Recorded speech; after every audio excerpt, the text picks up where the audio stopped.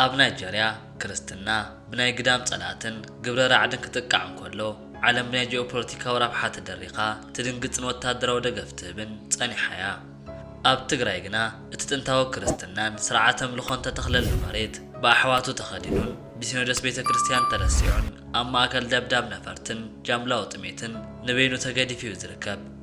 እዚ ኣብ መንጎት ስትራቴጂካዊ ደገፍ ናይጀርያን እቲ ተረስዕ ሕልቂት ትግራይን ዘሎ ጋግ ፍትሕ ዓለም ብረብሓ ደኣምበሪ ብሞራል ከም ዘይትሰርሕ ዘርኢ ህያው ምስክር እዩ። ህዝቢ ትግራይ ሎሚ ኣብ መከራ ኮይኑ ካብ ጸላእቱ ንምጥፋእ ገዛእ ርእሱ መስዋዕቲ ዝገብረሉ ናይ ሳምሶም ተስፋ ምቑራጥ ወፂኡ ናብቲ ብውሕድ ሓይሊ ግን ድማ ብዓበ ጥበብ መንፈሳዊ ጽንዓትን ዓወት ዘመዝግብ ግዴዎናዊ መሪሕነት ክሰጋገር እናተገደደ እዩ።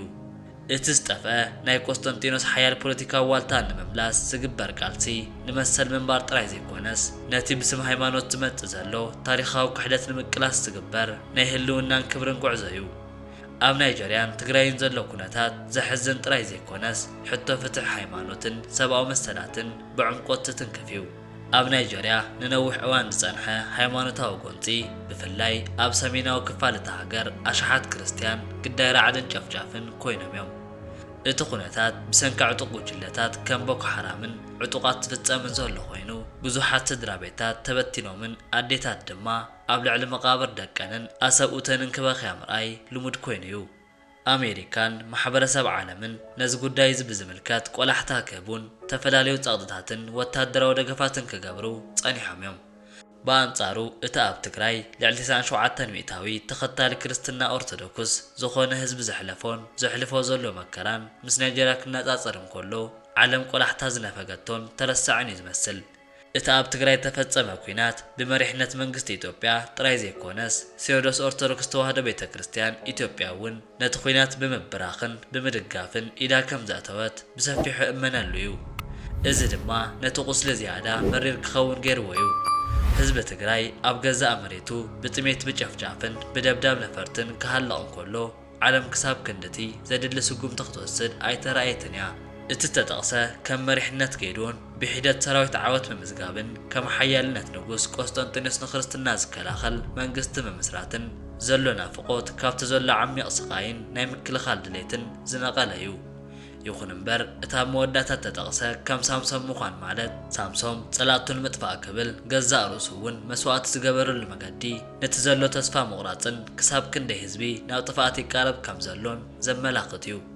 እዚ ኩሉ ተደሚሩ ህዝቢ ትግራይ ኣብ መንጎ ሃይማኖታዊ ክሕደትን ፖለቲካዊ ጨፍጫፍን ተቐርቂሩ ንበይኑ ይቃለስ ከም ዘሎ ዘርኢ ህያው ምስሊ እዩ። እቲ ኣብ ናይጀርያን ትግራይን ዘሎ ኩነታት ካብ ላዕለዋይ ምርኣይ ሓሊፍካ ናብቲ ተሓላለኸ ታሪኻዊ ድሕረ ባይታን ፖለቲካዊ ሽርሕታትን ክንኣቱም ኮለና ነቲ ንሕሰም ዘስዕብ ዘሎ ክድዓት ካብ ግዳማውያን ጸላእቲ ንላዕሊ ካብቶም ክዕቀቡ ይግብኦም ዝነበሩ ወገናት ምዃኑ እዩ። ነቲ ስቃይ ዝያዳ ክመርር እናገበሮ እዩ። ኣብ ናይጀርያ ዘሎ ጨፍጫፍ ክርስቲያን ምስቲ ናይ ቀደም እስላማዊ ምስፍሕፋሕ ተኣሳሰረ ኮይኑ እቲ ጎንጻብ መንጎ ዓሌትን ሃይማኖትን ተሓዊሱ ብምጽንሑ ማሕበረሰብ ዓለም ነቲ ጉዳይ ከም ናይ መጋጫታትን ሓረሶትን ጎንጸም ሲሉ ብምቕራብ ነቲ ሃይማኖታዊ ጽሕፈት ከቃልሎ ፈቲኑ እዩ። ይኹን እምበር እቲ ኣብቲ ዞባ ዘሎ ስርዓት ሰራዊት ኣሜሪካን ቴክኖሎጂን ጣልቃ ክኣቱ እንከሎ እቲ ቀንዲ ዓላማ ንጥቕሚ ጸጥታ ኣሜሪካን ንምቁፅጻር ግብረ ራዕድን ደኣ እምበር ንክርስትና ንምድሓን ጥራይ ተገብሮ ፍሪ ይኮነን። እዚ ድማ ነቲ ዓለም ንረብሓ ትሰርሕ ዝብል ሓቂ ጉሊሁ ዘርኣየ እዩ። ናብ ትግራይ ገጽና ክንጥምት እንከለና ግና እቲ ክሕደት ካብ ማሕበረሰብ ዓለም ንላዕሊ እቲ ዝዓበየ ቁስሊ ዝፈጠረ ኣብ ውሽጥታ ክርስትና ዘስፋሕፍሓትሉን ስርዓተ ኣምልኾት ተተኸለሉን ጥንታዊት ቤተ ክርስቲያን ኢትዮጵያ እዩ። እቲ ኣብ ኣዲስ ኣበባ ዝርከብ ሲኖዶስ ነቲ ኣብ ትግራይ ተፈጸመ ጃምላዊ ቅትለት ዓመፅን ጥሜትን ብግልፂ ካብ ምኹናን ሓሊፉ ነቲ ሰራዊት ቅዱስ ኩናት ተዋጊኡ ከም ዝመፀ ብምቑፃር ክባረኽን ክምረቕን ምርኣይ ኣብ ታሪክ ክርስትና ሓደ ካብቶም ዘሕፍሩ ምዕራፋት ኮይኑ እዩ። እዚ ድማ ነቲ ተጠቐስናዮ ከም ቆንጠስጢኖስ ዝበለ ሓያል ክርስቲያናዊ መሪሕነት ንምምስራት ዝግበር ትምኒት ዝያዳ ትርጉም ዝህቦ ኮይኑ እዩ። ምክንያቱ ቆስጠንጢኖስ ንክርስትና ካብ ስቃይን ሰማዕትነትን ናብ ናይ መንግስቲ ሓይሊ ዘሰጋገረ መራሒ ስለ ዝነበረ እዩ። እንተኾነ ግና እቲ ኣብ ትግራይ ዘሎ ኩነታት ብሰንኪ እተገብረ ዕፅዋን ኩናትን እቶም ካህናትን ጳጳሳትን ከይተረፉ ግዳይ ቅትለትን ውርደትን ክኾኑ ከለዉ እታ ዲፕሎማሲ ትበሃል ዓለም ግና ብሰንኪ ፖለቲካዊ ረብሓታትን ሉዓላውነት ኢትዮጵያን ብምምኽናይ ነቲ ህልቂት ዓይና ዓሚታት ተወፀኒሓ እያ። እዚ ድማ ነቲ ህዝቢ ከም ሳምሶም ናብቲ ናይ መወዳእታ ውሳነ ማለት እውን ምስ ጸላተይ ክጠፍእ ዝብል ናይ ተስፋ ምቁራጽ ደረጃ ንኽበጽሕ ደሪኽዎ እዩ። እቲ ዲፕሎማስያዊ ክዳዓት ጥራይ ዘይኮነስ እቲ ታሪኻዊ ምትእስሳር ዘለዎን ዓበይቲ ሃገራት ዓለም እውን ነቲ ኣብ ትግራይ ዘሎ ጥንታዊ ክርስትናን ቅርጽታቱን ንምድሓን ካብቲ ናይጀርያ ዝሃቦ ቆላሕታ ብኣዚዙ ሓደ ደረጃ ምዃኑ እቲ ቃልሲ ብውድብ መገዲ ካብ ውሽጢ ክጅመር ከም ዘለዎ ዘመላኽት ኮይኑ እዩ። እዚ ኩሉ ክንርኢ እንከለና ህዝቢ ትግራይ ኣብ ታሪኽ ክርስትና ተራእዩ ብዘይፈልጥ መገዲ ብኣሕዋቱ ተኸዲኑ ብሃይማኖታዊ መራሕቱ ተረሲዑ ኣብቲ ናይ መወዳእታ ናይ ምንባርን ዘይምንባርን ቃልሲ ከም ዘሎ ግለጽ እዩ። እቲ ኣብ መንጎ ሃይማኖታውን እምነትን ፖለቲካዊ ስልጣንን ዘሎ ምትእስሳር ካብ ጥንቲ ጀሚሩ ንታሪኽ ወዲ ሰብ ክቕይሮ ዝጸንሐ ዓበባእታ እዩ። ብፍላይ ድማ እቲ ተጠቕሰ ከም ቆንስጠንጢኖስ ጊድዮንን ዝበሉ መራሕቲ ንክርስትና ካብ ናይ ስደትን መከራን ናብ ናይ ዓወትን ግዛእትን መገዲ ዘሰጋገረሉ ጥበብን ሓይልን ንህዝቢ ትግራይ ሎሚ ካብ መለክዕታት ንላዕሊ ኣገዳሲ ኮይኑ ይርከብ እዩ። ንጉስ ቆንስጠንጢኖስ ነቲ ብዓለም ለኻዊ ደረጃ ፋሒሉን ተሰዲዱን ዝነበረ ክርስትና ናብ ማእከል ፖለቲካዊ ስልጣን ብምምጻእ ንቤተ ክርስቲያን መከላኸሊ ዓርዲ ክትከውን ከም ዝገበራ ኩሉ ህዝቢ ትግራይ እውን ሎሚ ካብቲ ብስም ሃይማኖት ዝመጾ ዘሎ መጥቃዕቲ ንምድሓን ርእሱ ዝኸኣለ ሓያልን ውድብን መሪሕነት የድልዮ እዩ። እቲ ኣብ ኢትዮጵያ ዘጋጠመ ታሪኻዊ ክሕደት ማለት እውን እቲ ሲኖዶስ ነቲ ህዝቢ ክከላኸለሉ ዝግብኦ ዝነበረ ሕጊ ወንጌል ረሲዑ ምስ ተዓማጺ መንግስቲ ወጊኑ ኩናት ክባርኽ ምርኣይ ነቲ ኣብ ዓለም ዘሎ ጂኦፖለቲካዊ ጸቕጥታት ዘቃልዕ እዩ። ዓበይቲ ሃገራት ዓለም ከም ኣሜሪካን ኤውሮፓን ኣብ ናይጀርያ ወታደራዊ ሓይሊ ዘእተውሉ ምኽንያት ጥራይ ክርስትና ንምድሓን ዘይኮነስ ነቲ ኣብ ትሕቲ ሰሃራ ዘሎ ምስፍሕፋሕ እስላማዊ ጥሩፍነት ንምዕጋትን ረብሓታትን ንምሕላውን እዩ። በአንጻሩ ትግራይ ዘሎ እልቂት ክርስቲያን ግና ምስቲ ናይ ኢትዮጵያ ጂኦፖለቲካዊ መረጋጋዕ ስለ ዝጋጮ ዓለም ንሞት ህዝቢ ትግራይ ከም ናይ ውሽጢ ሃገር ጉዳይ ቆሪጻቶ እያ ትርከብ። እቲ ከም ግዴዎን ብሒደት ሰራዊት ዓብ ዓወት ናይ ምርካብ ስነ ሓሳብ ኣብዚ እዋን እዚ ንህዝቢ ትግራይ ከም እንኮነ ድሕንነት መገዲ ኮይኑ ይረአ ከም ዘሎ ተገሊጹ እዩ። ምክንያቱ ተጸላኢ ብብዝሒ ሰራዊትን ብዓለም ለኻዊ ደገፍን ተዓጂቡ ክመጽእ እንከሎ እቲ ተቐላሳይ ግና ኣብቲ ውሽጢ እምነቱን ጽንዓቱን ጥራይ ተመርኪሱ ክምክቶ ስለ ዝግደድ እዩ። እቲ ከም ሳምሶን ምዃን ተባህለ ድማ ህዝቢ ትግራይ ኣብቲ ዝበጽሖ ናይ መወዳእታ ስቃይ ካብ ባርነትን ውርደትን ሞቲ ሓይሽ ብዝብል መንፈስ ነቲ ኣብ ዙርዩ ዘሎ ግን ብጸላእቱን መፍራስ ገዛእ ርእሱ መስዋዕቲ ዝገበረሉ ደረጃ በፂሑ እዩ። እዚ ኩሉ ታሪኻዊ ጸቕጥታት ዘመልክቶ ሓደ ዓብ ሓቂ ኣሎ። ንሱ ድማ ሃይማኖታዊ መንነት ጥራይ እኩል ከም ዘይኮነን እንተዘይተወዲብካን ሓያል ፖለቲካዊ ጽላል እንተዘይሃኒስካን እቲ እምነቱን ከይተረፈ ብፖለቲካዊ ሽርሒ ንጥፋኣትካ ክጥቀምሉ ከም ዝኽእሉ እዩ።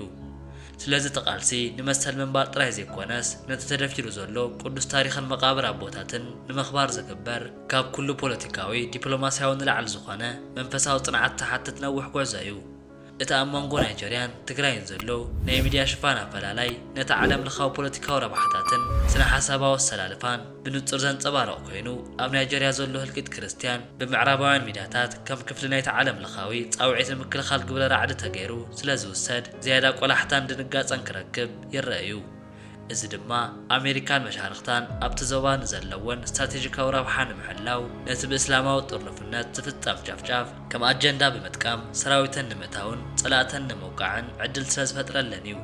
በአንጻሩ ግና እቲ ኣብ ትግራይ ተፈጸመ ጃምላዊ እልቂት ብመንግስቲ ኢትዮጵያን ብሃይማኖታዊ ትካላትን ተሓቢኡን ተባሪኹን ስለ ዝመጸ ዓለም ለኻዊ ሚድያታት ነቲ ጉዳይ ከም ናይ ውሽጢ ዓዲ ኩናት ብምቕራብ ነቲ መንፈሳውን ዓሌታውን ጽንዓት ዘለዎ እልቂት ኣቃሊለኖ ጸኒሐን እየን።